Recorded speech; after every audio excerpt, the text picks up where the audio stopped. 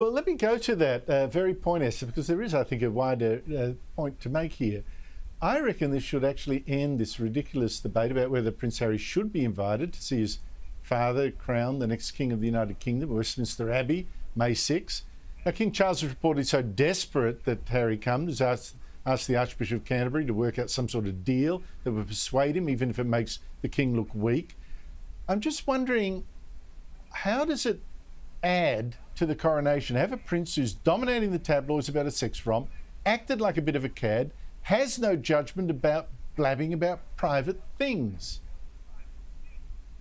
I mean, it is a bit of a gamble on the palace's part, because they feel like if they invite the Sussexes, they can get ahead of the story because, you know, one way or another, they will still feature in the King's coronation, whether they're there or not, because they have made sure that whatever happens with the royals, the spotlight is on them as well. So I kind of understand the stance that the King is taking, but the reality is the coronation is still a public affair, still a public event. I think many Britons are getting quite sick of the saga.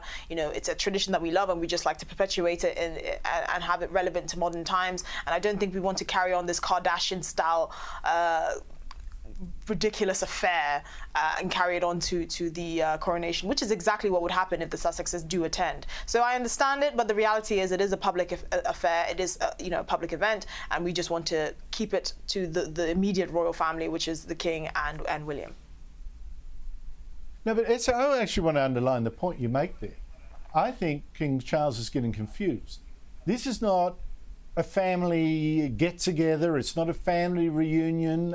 Much as I know he wants his dear son to be with him, what it is about is showing a sort of a linking of the community, the subjects to the monarch, and it's to cement a bond. You don't want some sideshow Bob next to, you know, in the thing, hogging the limelight and being a personification of disloyalty, treachery, and what have you.